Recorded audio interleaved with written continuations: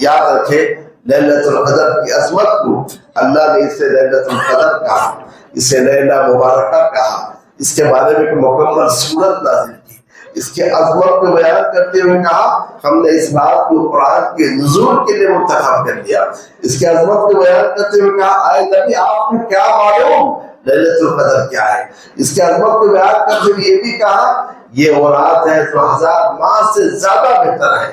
آج کی رات اگر آپ نے 2 رکعت صحیح طور سے پڑھ لی، 84 سال تک 2 رکعت میں پڑھیں گے، آج کی 2 رکعت اس سے کہیں زیادہ بہتر اور افضل ہوگی۔ اور یہ بھی کہا آج فرشتے نازل ہوں گے، جبرائیل نازل ہوں گے، اور یہ بھی کہا کہ رات سلامتی کی رات ہے، آج کی رات میں شر ہے ہی نہیں ہے۔ صبح ہونے تک السلام علیکم ورحمۃ اللہ وبرکاتہ۔ الحمد للہ رب العالمین، والصلاة والسلام على رسوله الأمين وعلى آله وأصحابه ومن تبعهم بإحسان إلى يوم الدين۔ عن أم المؤمنين عائشة رضي الله تعالى عنها قالت قلت يا رسول الله أرأيت لو علمت أي ليلة ليلة القدر ماذا أقول فيها؟ قال قولي اللهم إنك عفو تحب العفو فاعف عني۔ رواہ مسلم۔ امام مسلم رحمہ اللہ نے اپنے صحیح میں ام المؤمنین عائشہ رضی اللہ تعالی عنہ سے روایت کی ہے۔ ام المؤمنین عائشہ رضی اللہ تعالی عنہ فرماتی ہے کہ میں نے نبی اکرم صلی اللہ علیہ وسلم سے پوچھا کہ جب مجھے معلوم ہو کہ فلاں رات لیلۃ القدر ہے تو میں اس میں کیا پڑھوں؟ آپ صلی اللہ علیہ وسلم نے فرمایا لیلۃ القدر میں تم یہ کہو اللہم انک عفو تحب العفو فاعف عنی، اے اللہ یقیناً تو معاف کرنے والا ہے، معاف کرنے کو پسند کرتا ہے، پس تو مجھے معاف کر دے۔ برادران اسلام، یہ دعا لیلۃ القدر کی ہے، لیکن اس دعا سے ہمیں بہت ساری باتوں کا علم ہوتا ہے۔ پہلی بات جس کا ہمیں علم ہوتا ہے وہ یہ ہے کہ اللہ عز و جل کے ناموں میں ایک نام عفو ہے۔ اللہ تعالیٰ العفو ہے، معاف کرنے والا ہے۔ عفو کا مطلب یہ ہے گناہوں کے باوجود اللہ عز و جل اپنے بندوں کو درگزر کرتا ہے اور ان کا مواخذہ نہیں کرتا ہے۔ عفو کے ساتھ اللہ عز و جل کے ایک اور نام کا ذکر ہوتا ہے، وہ ہے قدیر۔ انہ کان عفوا قدیرا، اللہ عز و جل معاف کرنے والا ہے، قدرت رکھنے والا ہے۔ عفو کے ساتھ جو قدیر کا ذکر آیا ہے، اس سے عفو کے معنی میں کمال کا معنی پیدا ہوتا ہے۔ ایک انسان عاجز ہے، ایک شخص عاجز ہے، سامنے والے سے انتقام لے لے، یہ کمال نہیں ہے۔ کمال یہ ہے کہ آپ انتقام لینے پر قدرت رکھتے ہیں، بدلہ لینے پر قدرت رکھتے ہیں، اس کے باوجود آپ اسے معاف کر دیں، درگزر کر دیں، یہ ہے کمال۔ اس لیے اللہ عز و جل کے نام عفو کے ساتھ قدیر کا ذکر ہوتا ہے کہ انہ کان عفوا قدیرا، کہ اللہ معاف کرنے والا ہے، یعنی بدلہ لینے پر قادر ہے، چاہے تو مواخذہ کر سکتا ہے، لیکن اس کی رحمت اس قدر وسیع ہے، بندوں پر اس قدر مہربان ہے کہ بدلہ لینے پر قدرت کے باوجود وہ معاف کرتا ہے، بندوں کے گناہوں پر ان کا مواخذہ نہیں کرتا ہے۔ اس سے اللہ عز و جل کی رحمت کا اندازہ لگائیے کہ اللہ عز و جل کی رحمت کس قدر گشادہ ہے۔ قرآن مجید میں اللہ عز و جل کی رحمت کا بار بار ذکر کیا گیا، وسعت رحمتی کل شیء، میری رحمت ہر چیز کو گھیر لی ہے۔ رحمان ہے، رحیم بھی ہے۔ اللہ عز و جل کے رحمت کے 2 مفہوم ہیں، ایک ہے وہ رحمت عامہ جو ساری کائنات پر چھائی ہوئی ہے، انسانوں کو بھی، جنات بھی، ملائکہ بھی، حیوانات بھی، جمادات بھی، نباتات بھی، کیڑے مکوڑے بھی، سارے کے سارے اس رحمت کے سائے میں جی رہے ہیں۔ حتیٰ کہ وہ جانور جو اپنے بچے کو دودھ پلاتے ہوئے اپنے پاؤں کو اوپر کر دیتی ہے کہیں بچے کو تکلیف نہ ہو، تو وہ بھی اللہ عز و جل کی رحمت کا نتیجہ ہے۔ اللہ عز و جل جو کافروں کو ان کے کفر کے باوجود روزی دیتا ہے، صحت دیتا ہے، یہ بھی اللہ عز و جل کی رحمت کا ہی اثر ہے، یہ رحمت عامہ۔ اور دوسری رحمت ہے جو رحمت خاصہ، یہ رحمت خاصہ صرف مومنوں کے لیے ہے کہ اسی رحمت خاصہ کی بنیاد پر ہمیں ایمان سے سرفراز کریں، اسی رحمت خاصہ کی بنیاد پر ہمیں توحید سے سرفراز کیا، اسی رحمت خاصہ کی بنیاد پر اللہ ہماری جانب سے دفاع کرتا ہے۔ کفر چاروں طرف سے گھیری ہوئے ہیں توحید کو مٹانے کے لیے، ختم کرنے کے لیے، اور ہم بے بس ہیں، لیکن اس کے باوجود کفر ہم پر حاوی نہیں ہے، کیونکہ اللہ تعالی ہماری جانب سے دفاع کرتا ہے۔ ان اللہ یدافع عن الذین آمنوا، اللہ مومنوں کی جانب سے دفاع کرتا ہے۔ تو اللہ عز و جل کی یہ رحمت کی دو قسمیں ہیں، تو اس کا تعلق اس کے نام عفو سے ہے۔ تو اللہ تعالیٰ ہماری گناہوں کے باوجود ہمیں معاف کرتا ہے، ہمیں گرفت میں نہیں دیتا ہے، یہ اس کی رحمت کا نتیجہ ہے۔ تو اس سے ہمیں چاہیے کہ اللہ عز و جل کو پہچانے، اپنے رب کو پہچانے کہ ہمارا رب ہم پر کس قدر مہربان ہے۔ تو گویا اس دعا سے پہلی بات معلوم ہوئی اللہ عز و جل کے ناموں میں ایک نام عفو ہے۔ دوسری بات جو اس دعا سے معلوم ہوئی وہ یہ ہے کہ اللہ عز و جل بہت سارے کاموں سے محبت بھی کرتا ہے، بہت سارے اعمال سے محبت کرتا ہے، بہت سارے اشخاص سے بھی محبت کرتا ہے۔ جیسا کہ ابراہیم علیہ السلام کو اپنا خلیل بنا دیا، نبی صلی اللہ علیہ وسلم کو اپنا خلیل بنایا ہے، مومنوں سے محبت کرتا ہے، اور اسی طریقے سے اللہ عز و جل بعض اعمال سے بھی محبت کرتا ہے، جیسا کہ اس دعا میں ہے تحب العفو، اے اللہ تو معاف کرنے کو پسند کرتا ہے۔ اس طریقے سے اور بھی اعمال ہیں، ان اللہ یحب المتقین، اللہ متقیوں سے محبت کرتا ہے، تو ہمیں تقوی اپنانا چاہیے۔ ان اللہ یحب الصابرین، اللہ صبر کرنے والوں سے محبت کرتا ہے، ہمیں صبر کو اپنانا چاہیے۔ ان اللہ یحب المقسطین، اللہ تعالیٰ انصاف کرنے والوں سے محبت کرتا ہے، ہمیں اپنی زندگی کے تمام امور میں عدل اور انصاف سے کام لینا چاہیے۔ ان اللہ یحب التوابین ویحب المتطہرین، توبہ کرنے والوں سے اللہ محبت کرتا ہے، پاک رہنے والوں سے اللہ محبت کرتا ہے، ہمیں ہمیشہ توبہ بھی کرتے رہنا چاہیے، ہمیشہ اپنے آپ کو پاک بھی رکھنا چاہیے۔ ان اللہ یحب المحسنین، اللہ تعالیٰ احسان کرنے والوں سے محبت کرتا ہے۔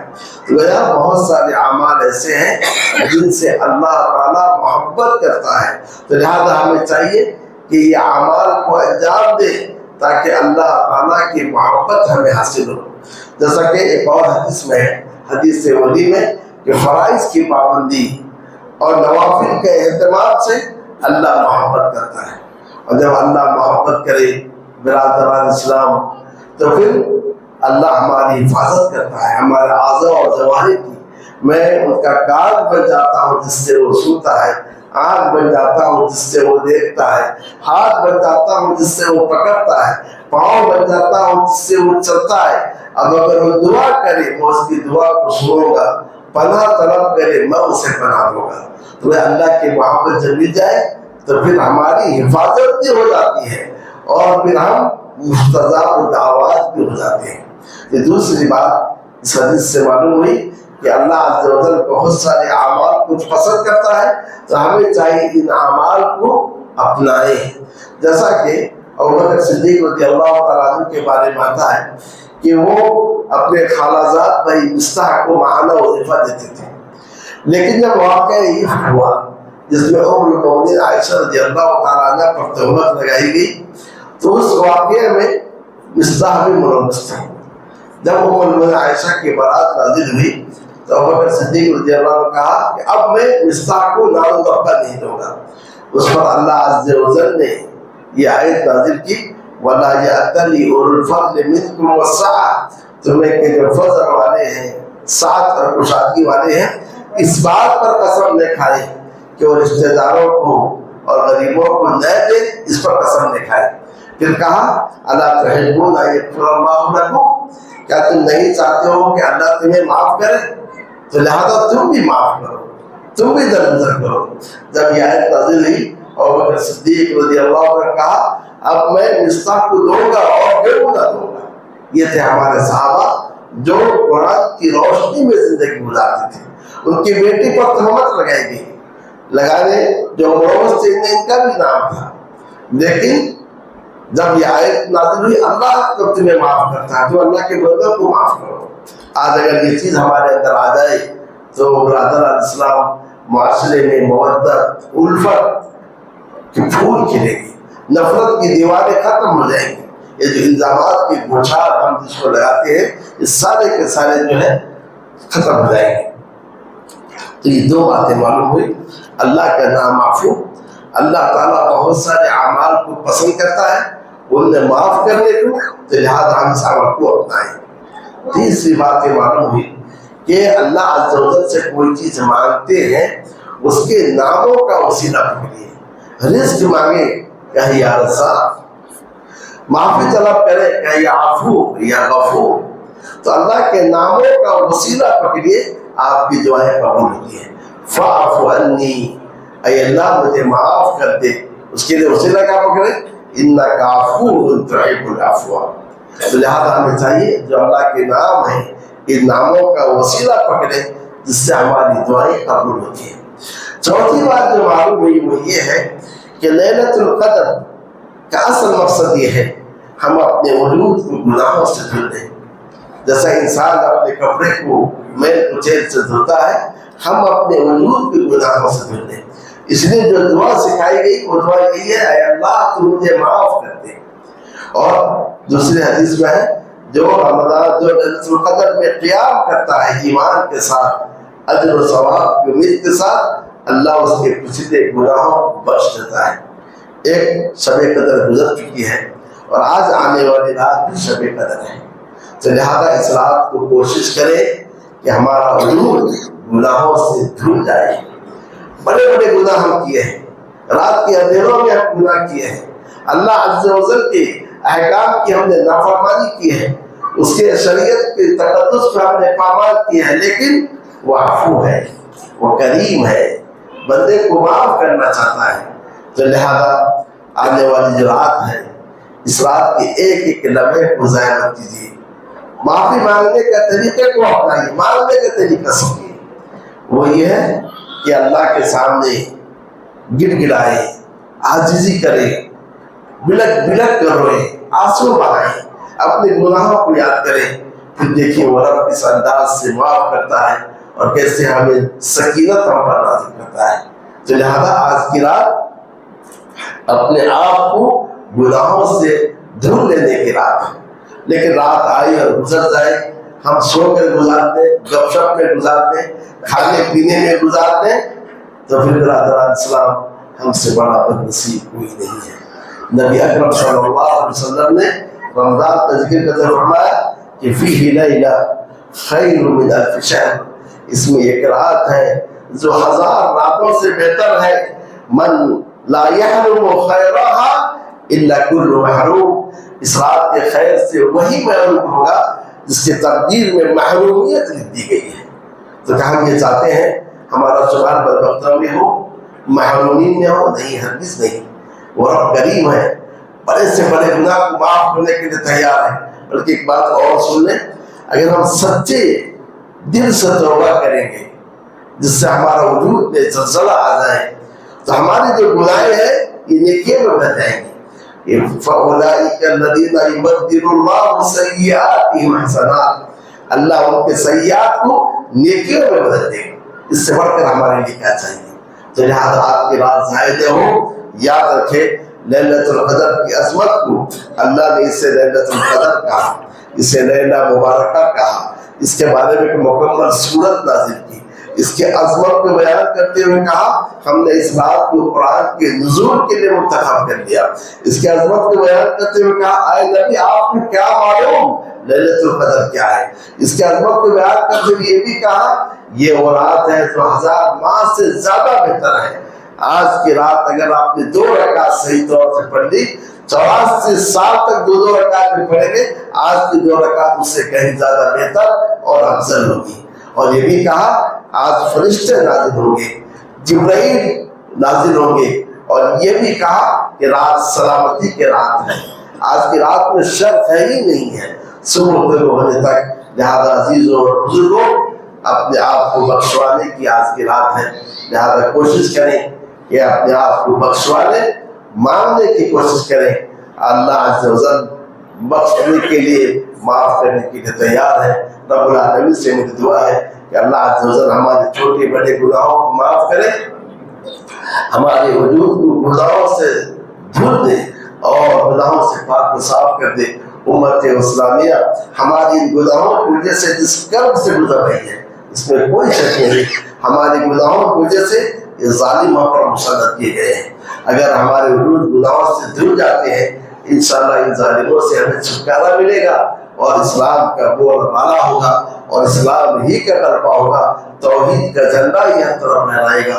रब्बुल आलमीन से दुआ है कि अल्लाह अज़्ज़ा वजल हम सबको इसकी तौफीक अता फरमाए। सल्लल्लाहु तआला अला नबी करीम व अला आलिहि व सहबिहि।